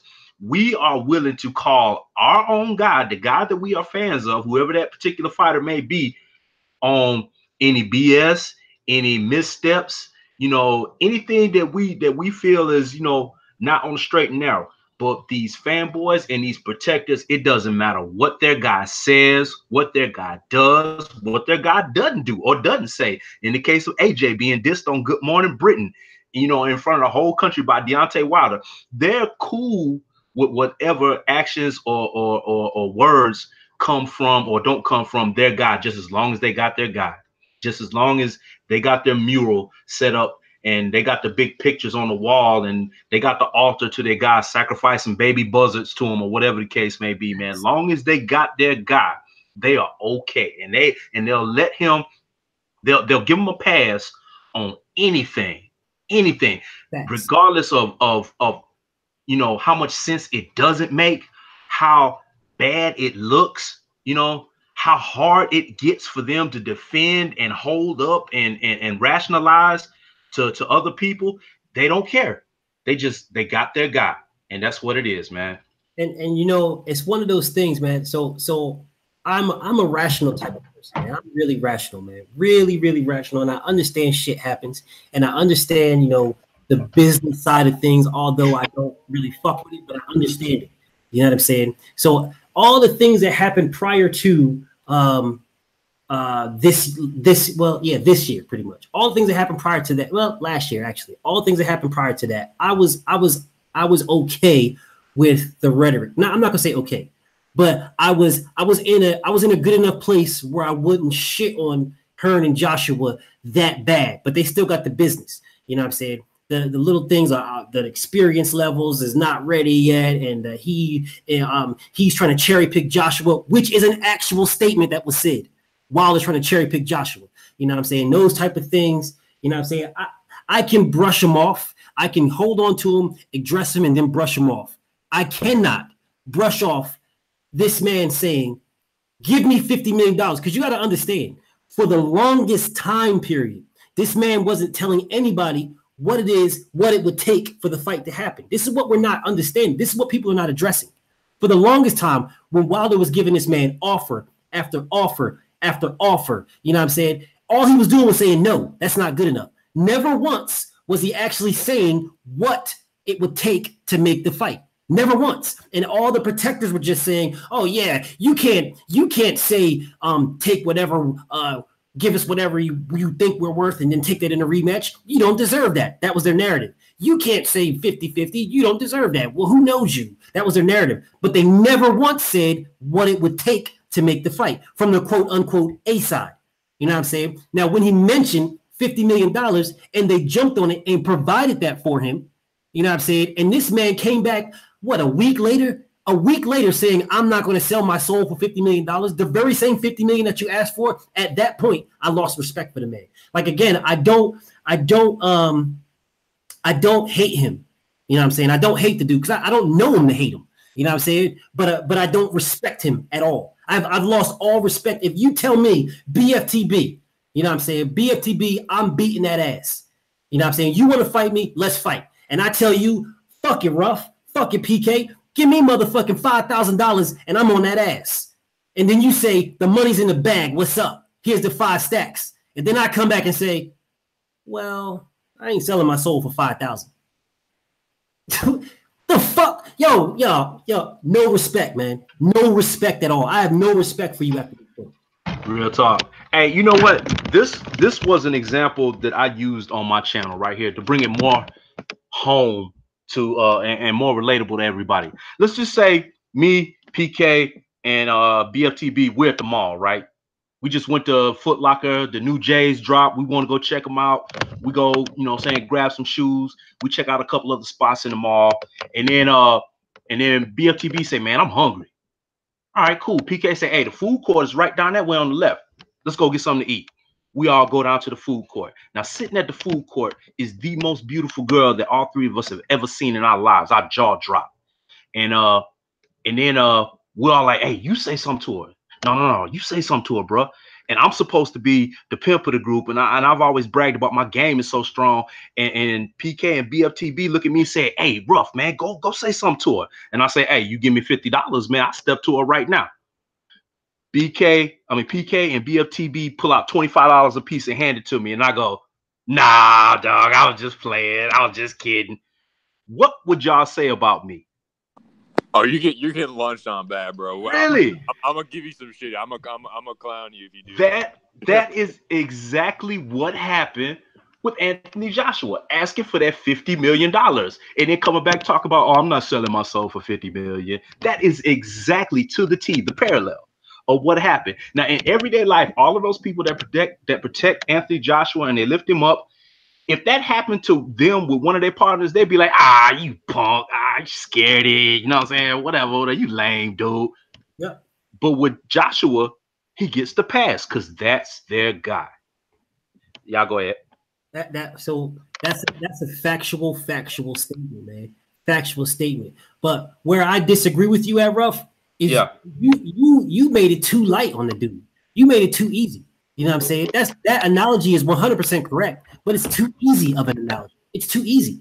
Right. You know what I mean? That's like let's put it into more of a perspective, because we're talking about $50 million. You know what I'm saying? You're saying a beautiful chick. That's just any broad. You know what I'm saying? That's just any. No. You got to say that's Beyonce. Oh, okay. There you go. That's Beyonce. Beyonce is on your dick. Beyonce is saying, what's popping? Let's make it happen. Right. You know what I'm saying? And then you shoot it. Then you just say, nah, I'm good. After talking the whole day at the mall about how Beyonce is your dream girl. Right. And then you see her and she says, what's up? And you like, nah, I'm good. That's the equivalent. Real talk. That's the equivalent here. Real talk. He lost all respect for me, man. And let me push a little bit even deeper, right? Every time we have like Golovkin about to fight, prime example. Let's do a prime example of this, right? Prime example. You're gonna see where I'm going to once I spit this. Golovkin, right? The protectors and the fan bitches and the sheep of Golovkin were saying when Andre Ward called him out, and these are the same people that protect Joshua right now. They were saying, well, look, Ward is calling him out when he's ready to fight Lemieux. Like he signed to fight Lemieux. It's funny how Ward's calling him out when he's about to sign to fight somebody, right? What the fuck is Joshua doing right now? Oh, we need to have a signed contract with Deontay Wilder by December 1st, the exact day that he's fighting. The exact day. So I got these fucking idiots coming at me saying, oh, well, it'll be such a bad look for Deontay Wilder if he doesn't have a meeting this time for this new and improved deal, this new and improved offer. He'll be such a bad look if he doesn't have a meeting, if he doesn't agree to it this time. Like, listen, brother, you just said, and I have the videos to prove it and the comments to prove it. You know what I'm saying? You just said that every time, and they said it about Joshua too. Oh, Deontay Wilder's calling out Joshua right now for a fight. He knows good and daggone well he's about to fight Vladimir Klitschko, or he knows good that the Dominic Brazil fight's about to happen. He can't fight him right now. Why is he even calling him out right now? It's funny how Wilder calls him out when he's got a fight ready. But none of them are saying anything about this. This is the most blatant and obvious duck move I have ever seen in my life. And this is the second one. The 50 million was the first one. This is the second one. Now, there's been numerous duck moves prior to this. Right. But this shit right here, man, there's no explaining this. The man's got to fight on the first, and you're telling him that he needs to sign a contract by the same day, and nobody's questioning this. Yep. Hey, once again, we don't understand what's going on with these sanctioning bodies because the WBA came in and told AJ, you gotta fight Povetkin. You know, skip unification. You gotta fight Povetkin. That's crazy. And that was a farce in itself. Yep. That was a farce in itself. And I broke that down. Again, I'm not going to get into the timeline. I'm already long-winded as it is. But listen, man, the WBA themselves sent out a letter to Luis Ortiz, Anthony Joshua, and Vladimir Klitschko and told them the winner must fight Luis Ortiz 120 days after the fight between Joshua and Vladimir. That's a factual statement. Factual statement. The day before that ran out, the day before, the WBA allowed Joshua versus what's his name? Allowed Joshua versus whatever the fuck that fool's name. Allowed them to fight. Yeah, allowed them to fight.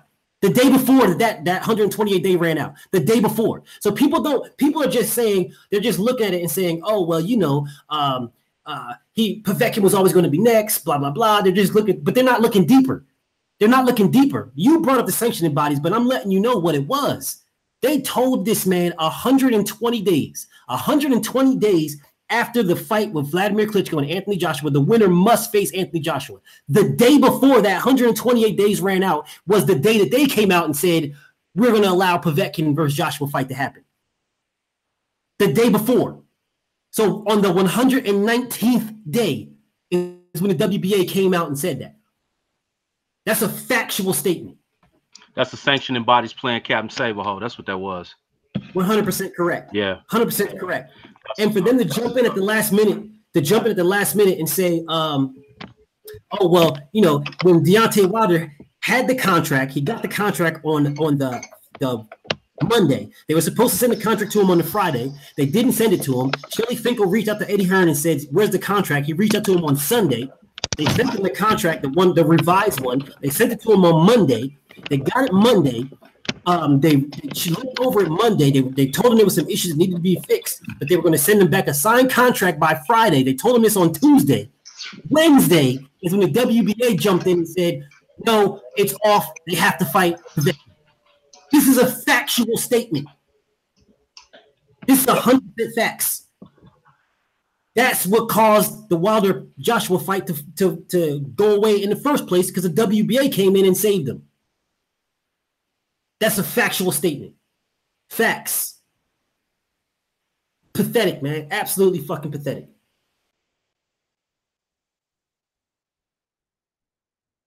Ether. No, I mean, and what makes it even worse, on top of that, is that they removed Luis Ortiz from the WBA mandatory because of a test that the WBA did not even administer. And by their own admission, they said, you know, when it came to Povetkin, because Povetkin was ranked at the same time, he was ranked high in the WBA at the same time that he was ranked the mandatory in the WBC. So when the WBC finally removed him in February, they removed him in February of 2017, I believe. Because December of 2016 is when the oxygen test popped off with Stavern. So February they tested his B sample because it was in his A sample. So February when they tested his B sample and it was in his B sample, that's when the WBC removed him, right? But the WBA never removed him. The WBA said our stance is we're not removing people for a test that we didn't administer and that we didn't get the results of. So even though they knew the results, the results were administered by VADA. You know what I'm saying? So everybody knew what happened. You know what I'm saying? It's easy to get those. VADA is not a fucking WBC only organization. You know, it's a universal organization because the WBA did not administer the test. They didn't remove Povetkin from their rankings. Right. But ironically, when it came to Luis Ortiz, of which again they did not administer those tests, they did not administer it. Again, they didn't. But they used the ruling from the WBC, the same WBC that ruled on fucking Povetkin's Osterin. They used that ruling from the WBC and removed Luis Ortiz from the mandatory. And the next day, so this was on, I want to say November 30th last year. I want to say November 30th. November 30th, yeah, something there. It was like November. But I know the next day they elevated Povetkin. The next day they removed Luis Ortiz. The very next day they elevated Povetkin to number 1. The very next day. So you can't tell me that's some good old home. You can't tell me that's not a fucking corruption. Oh yeah, all day long. That's what's up, man. Hey, well, we've cooked on that one. I think it's well done. And right here, I want to kind of shoot this over. We're gonna cross the bridge, so to speak, and we're gonna go to another field that my homeboy PK Boxing and MMA is a subject matter expert on. And I know a lot of you that are boxing fans are also MMA fans. The biggest fight that everybody's looking forward to coming up, Conor McGregor versus Khabib. So I know the boy PK. Yes, sir. I know he's been checking this out. I know he's been analyzing it. I know he's been breaking it down. I know he's been looking at the matchup. So right here, I'm gonna pass the mic over to PK. PK, I want you to give us your take on break down these fighters and give us your preview of how you see this fight going. Fox, man, you are too kind. I am no expert, but I am a massive MMA fan, and you are absolutely right, dude. I've been studying this fight. I've been looking at it. I've been analyzing it, man. It's the fucking talk of the town, dude. It's on the tip of everybody's tongue in the MMA world, and I think just in general, man, the combat sports world in general. So, yeah, so you got Conor versus Khabib. A lot of people will simplify it as the striker versus the wrestler. Khabib is he's from Dagestan, which is a part of Russia, and he grew up grappling and doing sambo. I mean, he as a kid he was fucking like wrestling bears and shit, like little bear cubs. So he's been doing grappling and that kind of stuff for his whole life pretty much. He's undefeated. Yeah, he's known for his ground and pound, man. He'll take you down, smash you. That's Khabib's style. And I mean, you guys probably know Conor McGregor. He's known for he's a good striker, man. He's a really elite striker for MMA. He's a pretty decent boxer. And he's really known for that left hand, man. I won't take up too much time like breaking down the nitty gritty and everything, but I will give you my prediction. And I think that this fight, the narrative for this fight seems to be going this way. It's either going to be an early knockout by Conor, or Khabib's going to take him down and smash him. It's not quite that simple. I am going to do a video breaking it down a little bit more. But my quick prediction is I think we're going to be looking at a Jose style knockout. 100% facts. 100% agree. 100% agree. I was waiting. I was salivating, waiting for that. I think it's and I'm not doing this to disrespect Khabib. It's not. He's a great fighter, but he hasn't been in there with anybody that hits as hard as Conor. No one that's nearly as accurate, or as. I mean, Conor is a really, really good MMA striker. He's a decent boxer. He's like what they call a novice pro boxer or whatever, but he's a really good MMA striker. He's very accurate, and with those gloves, man, he just knows how to find that chin. And the way Khabib rushes in, I noticed I was watching a lot of his fights, especially the more recent ones, the last one versus Ali Quinta, and Khabib, when he shoots, he shoots off the jab. Like he'll either feint the jab, or he'll throw like a lazy jab, and then he'll dart right, like he'll dive in, and he's really quick. But Conor's really quick too, and I think we're just going to be looking at like a really brutal, just devastating fucking knockout. And I think it's going to be pretty early. For the love of God, do not put any money, do not fucking sell your house on some bullshit that I'm saying. But that is what I think. I think Conor's going to fucking sleep him. And I think it's going to be pretty early. But that's just that's this guy's take on it. Hey, hold on 1 second, man, and then I'm gonna let you cook on it just a little bit more.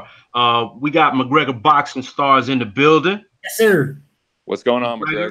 Welcome to the house, man. Hey, wipe your feet and close the door behind you, man. Come on in and tell World Breaker Fighting, man, the move. Tell them scoot over so you can get in. Bathrooms down the hall on the left, man. So that's what it is, man. Hey, the boy Ronald Finkley made the comment. He said, "I think Conor lost his edge because of Floyd." What do you think about that, PK? I have taken that into consideration. I mean, dude, goddamn, that was a brutal fucking ass whooping. And it's funny you say that, because that fight, I used to be a Conor McGregor fan. I'm totally off the McGregor train now. And it was because of that fight. It was kind of like a juxtaposition for me. Like I was on the Conor McGregor train. I was all about him. I was like, man, he's awesome. He's the shit. People hate on him, blah, blah, blah. But then that Floyd build up and the fight itself, I actually like, I hadn't been a big Floyd fan, in the past. I always respected him and his ability. But I was like, oh man, that's just not my dude. But during that, it was like a juxtaposition, man. I came to really like truly, be like, man, just admire Floyd, for how good he is. And was kind of like, man, Conor's really is a shithead. He said a lot of like racist stuff and in that build up, and I jumped off the train, man. But I'm not going to let that blind me in this fight, man. That was a brutal knockout. And Conor was about 1 or 2 punches away from getting knocked unconscious. So I'm not saying that it won't have an impact. It will have an impact. But I also think that I think it does kind of sharpen, his striking reflexes a little bit too, and it also helps with his cardio, having prepared to go for a fight that long. So I think you can look at it 2 ways. You can look at it like, yeah, that's he got knocked out. He took a lot of damage in that fight, like a lot. He has had a pretty long layoff, but that's not something to be just like brushed over. So we'll see. Yeah, we'll see. I mean, it could be that, but I think Conor is tough enough, mentally, and it seems like he has taken this fight seriously. I haven't really seen like the kind of like ridiculous stuff, and I mean, I think it also might be a legal thing too. Like I think he's kind of like on his best behavior kind of situation. But yeah, I think for me, is that because of the incident with the bus? Yeah, and I don't know all the like the legal particulars of that, but I do know that he is he's probably trying to be on his best behavior. But I think he's training hard for the fight too. I think he I've watched some of the interviews with him, and I think he's. I mean, you never know, man. Conor is pretty unpredictable, but I don't think Conor or Khabib can really be rattled that much mentally. Ultimately, when that cage door shuts, I think it's going to be a matter of physicality and biology, and I think Conor's just going to find that sweet spot. But we'll see. Hey, BFTB, you got anything to add to that? Hell yeah! Do it, cook. Listen, I love Conor. I don't give a fuck. Now I know he had all those stupid ass racial connotations, but to me, I look at that as him building the fight. You know what I'm saying? It wasn't like he outright said the racist stuff. You know what I'm saying? He sort of hinted to it, but I mean that was just a background. That's not even the type of person that he is. I mean, if you look at his overall character, him as an overall person, I've been watching this dude for a minute, and I just don't see it. To me, that was building the fight. You know what I'm saying? So that was one point. But to me, Conor McGregor he's a white Floyd Mayweather. I mean, let's be realistic. You know what I'm saying? He does exactly what Floyd Mayweather does. He just happens to be a different complexion. He happens to have a little bit of the less pigment in his skin tone. And I love when Floyd Mayweather did it. So I'm not going to say I don't love it when Mayweather did it. Shit, if you can do it, if you can talk the talk and walk the walk, I fuck with you. You know what I'm saying? And that's what he did. And if you look at it, so again, best fight the best. That's what I'm about. Look at Conor McGregor. Look at who he fought. Who is he ducked? You know what I'm saying? Who is it that you're like, oh, he should fight this guy? Like, he's fought everybody who was somebody. And the people that he was going to fight that he didn't fight, like the what's the dude named Alvarez? Was it Alvarez? Or not Alvarez, he knocked that dude out. The dude that the Diaz dude, he used to be a yeah. He was a champion, then he got beat by the Eddie Alvarez dude, but Conor was supposed to fight him. But he got you're talking about Dos Anjos. Yeah, Jose Anjos, that dude. Conor was supposed to fight him, but he got his ass whipped by Eddie Alvarez. You know what I'm saying? And then you look at it, like look at when he fought Eddie Alvarez. You know what I'm saying? People were saying, "Oh, Eddie Alvarez he's going to take him down. He's going to do that." Yo, he beat the shit out of Eddie Alvarez. The same thing with Nate Diaz. You know what I'm saying? Nate Diaz. I don't give a fuck what anybody says. Nate Diaz was getting his ass whipped. He was getting his ass whipped. It's the fact that this motherfucker got a chin of granite. You know what I'm saying? While his face was all busted up. Well, and think about this too. Yeah, Conor is a double champ because Eddie Alvarez was a champ. Eddie Alvarez had just beat the shit out of Dos Anjos. Yeah. So, but yeah, Conor is the real deal, man. And it's the same way. It's the same way I used to feel about Floyd. Like, I don't really care for the guy as a person, but you cannot help but respect how his ability, like in that cage, man. There's just something, his timing, his just accuracy with those little gloves. I think with those bigger boxing gloves, it was a different animal. And with him not being able to like kick and not being able to muscle people around, I think that played a little bit of a factor. But nah, man, Conor is the real fucking deal. And I'm definitely not letting the hate blind me on this one. And I think that's what a lot of people are doing, man. I think a lot of people are like, they're really reaching for reasons to pick Khabib. And if you go with Khabib and man, I'm wrong, dude. I've been wrong before, and I made videos to prove it, man. My crow eating videos are on display for the world to see. So this might be another one, but I don't see it this time, man. I think Conor is gonna just put one right on his chin, or just uppercut him. He hit Floyd with an uppercut. And I could see him, when Khabib dives in, just uppercutting him into the fucking ceiling. But we'll see. Okay. Hey, the boy McGregor Boxing Stars, he said we all know I'm better than Khabib. True enough. That's what's up. He also said, panel, please listen to me. We hear you, McGregor, man. He said this will be a one-sided loss for Conor. True. So I think, hey, well, you know what? Both of you are saying Conor takes this fight. Yeah. So let me play devil's advocate since McGregor is kind of doing the same. What does Khabib have to do to win this fight? For me, Khabib cannot use his strikes to set up takedowns. He cannot play that game where he tries to feint and then dive in for one. Conor is too good of a counterpuncher for that. I think Khabib has to McGregor is a counterpuncher, so he will kind of stand off of you. So I think the thing for Khabib to do is kind of move Conor back towards the cage gradually, and then pick the right spot to actually dive in for a takedown where Conor can't really back up and have the space to uncork that left hand. So I think Khabib needs to get Conor to the fence, and I don't know. Yeah, I mean he's got to go for the takedown. He cannot try and I don't think he really has the striking acumen to really keep Conor honest. So I think if he tries to play that game, it's going to be even quicker than I think. But I think Khabib is smart enough that he's going to be. I'm sure they're putting a game plan together. So, but I mean, we'll see. What do you think, BFTB? Yo, Khabib cannot beat Conor McGregor on his feet. No.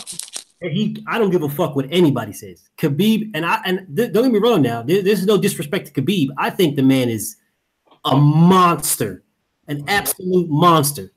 But Michael Johnson was tagging all fuck out of Khabib on the feet. Yep, and he's a southpaw too, like McGregor. There's no fucking way that Khabib is going to take those type of shots from Michael Johnson. It's not going to happen. No. What was the dude's name? Was it Edson Barboza? I think. Edson Barboza. Yeah, oh, Edson Barboza he's a Taekwondo practitioner and he's a Muay Thai guy, so he's all about the kicks and the knees and stuff. He doesn't really have the boxing to really like threaten Khabib like that. But he hit him, and he hit him.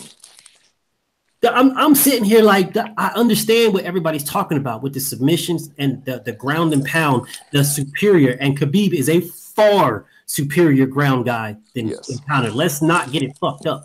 Far superior. But you got to take him to the ground though.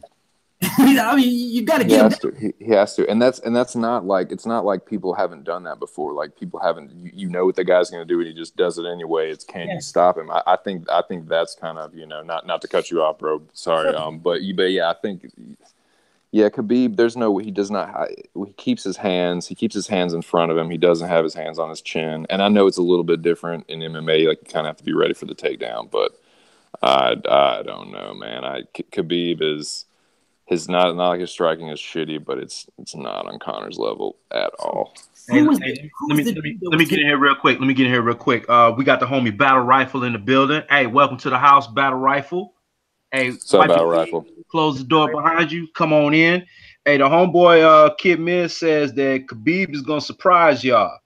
And Kid Miz, I heard you earlier when you said you were gonna crash in the guest bedroom, man. So hey, go ahead and do what you do, man. I know you got the cabinet with a strong drink at, so hey, do whatever you do, man. I ain't gonna let none of y'all drink and drive, so y'all need a place to crash. You good here at the house, man. But hey, check this out. Now we know in regards to Conor, you go back to the Nate Diaz fight that he lost. If Khabib is able to get now I'm saying if Khabib is able to get Conor on the ground, is that it for Conor? That's it. I don't know that 100% sure. I think overall, if he continuously takes him down round after round, but I don't think one round of ground and pound is going to do Conor in, man. Conor has a chin. Conor does have a chin, and Khabib. He smashes people, but he's not known for just like getting a guy on the ground in one elbow and he's just out. Some guys can do that. Like Yoel Romero knocked my boy Machida out unconscious with a couple elbows from the ground. Yeah. And Khabib really doesn't have that one punch. Like, dude, he beat the living dog shit out of Michael Johnson, but he didn't stop him. He had to literally, dude, that was one of the nastiest Kimuras I've ever seen, man. Like he almost snapped Johnson's arm in half to get that guy to submit. So I just don't know if one round of ground and pound is going to do it. Now, if it's a sustained attack and Conor's getting taken down every round and beat on, then I think maybe he will just beat him into submission. And yes, I think for the most part it's a foregone conclusion if it goes to the ground. It's not going to go well for Conor. But yeah, I don't think it's just as simple as, he goes to the ground and it's just over right there. Whereas, if Conor does catch Khabib one time on the chin, even if it's just once, I'm pretty sure that the first clean punch is either going to just stun him or drop him. Facts. But I don't think if it goes to the ground, if just like PK said, man, if Khabib can take him down one time. Like, because I've seen, what was the dude name that was consistently taking Conor to the ground at the lighter weights? He was Chad Mendez. He was just consistently slamming him to the ground, but Conor kept getting up. And that guy was a far superior wrestler than Conor McGregor. Conor's knee was fucked up in that fight too. Conor had a knee injury. And he still was getting up.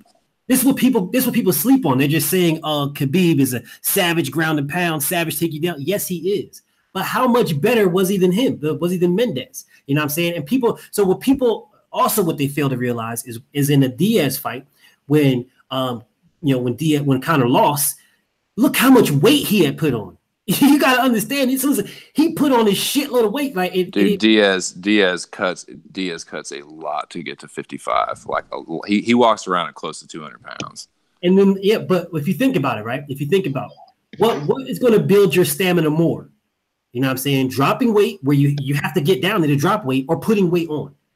If you put weight on, you're naturally going to you're building putting weight on that the heart has to pump blood to, which is going to slow your stamina down. Now this isn't ride Connor train. Now I'm not riding that train because he got his ass whooped.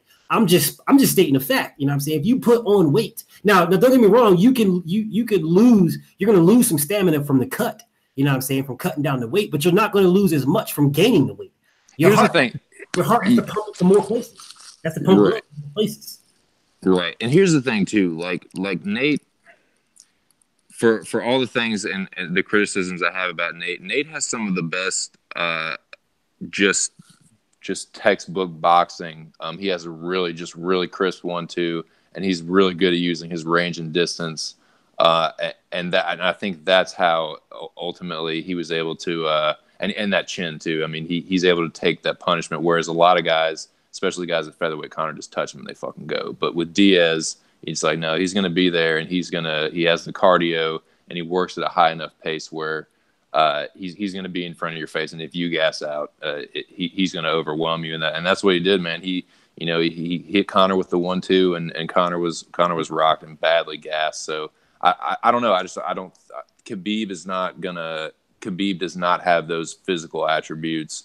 And certainly doesn't have the boxing that Nate Diaz does. I mean, Nate Diaz has a really good jab, and he has quick hands too. And I mean, Khabib is fast, but I just don't see Khabib being able to threaten Connor on the feet at all. Dude, did you see when he came in against Michael Johnson? Did you see what he was doing? He had his head down, swinging. Oh, dude, it's like, so bad. Kidding me, dude? Like, your stand-up game is that bad. His ground game is phenomenal. But his stand-up game is that just what? Yeah. And I will give him some credit. Like, it's getting better than what it was. Like, he was able to land some punches on Al Iaquinta, but Al Iaquinta is not Conor McGregor, man. He's just not. No, man. Me personally, my opinion of this is I think Khabib gets slept in the first round. That's my thought. If I eat crow on it, fine. But MMA is not my thing. Same, bro. I'm perfectly prepared to eat crow. I got that motherfucker simmering in a crock pot right now in case I have to eat it. I'm eating the crow's foot if I eat this bitch. If that's what it is, that's what it is. I was gonna say, man, I'm gonna be right with y'all eating that crow because I got Connor on this one, and I don't see. One thing that I don't know if you mentioned it earlier, man, but Connor is an excellent counterpuncher. He's probably the best counterpuncher in the MMA. Next to, I think Tyrone Woodley is the best, in my opinion. But next to Tyrone Woodley, I would say Connor will be that guy in terms of counterpunching.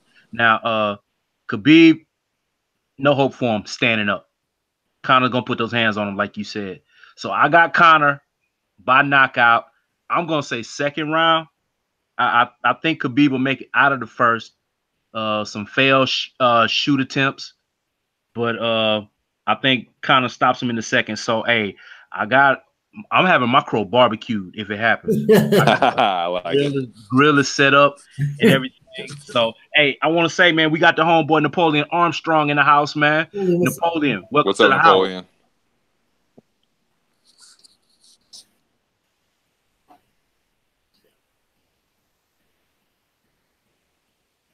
Ruff, you there? Did I lose you guys? I'm here. Oh, okay, cool. Yeah, I think Ruff might have slipped off. Yeah, man, this fight's gonna be crazy. I can't wait. Hey, you know what, man? Who's on the undercard? I'm not even sure. I have to look at it, man. I'm so bad about that shit. I focus on like one fight that I'm like, man, I'm really looking forward to this one. And people would be like, well, who else is fighting? Like, I don't fucking know. But it's Sarge Eubanks. It's a female fight that's the co-main event, I believe. Okay. Is it that the lightweight one from the champion? Oh, it's not the other champion, is it? What the fuck is her name? The one that beat Holly Holmes.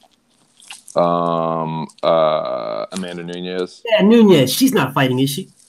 I don't think so. I don't. Man, I feel so bad. I don't know this. I gotta look this up. Hold on. I know. This is fucking embarrassing. I gotta figure this out right now. Dude, I know she's got a fight coming up, man. I know she's got one. I just don't know who's fighting. But I know she's got one. I'm about to figure this out right now. All right, bet. I'm sitting here like, and I was looking at the chat, and I saw what McGregor Boxing Star said. He's like, y'all sound like y'all never watched MMA in your life. So I mean, you know what? Look, I've watched the McGregor Boxing Stars. I watched it, but not as much as you. I will admit that without question, not as much as you. And what I watch, you know what I mean, when it comes to that is I do the same damn thing that I do the same thing. Hello? PK does. Hey, what's up, Ruff? Hey, my fault, man. Hey, had some technical difficulties with the laptop. Man, I had him like a 3 or 4 times already. No sweat, brother. Hey, I did look on that. I did check that out though, and the co-main event is fucking awesome. It's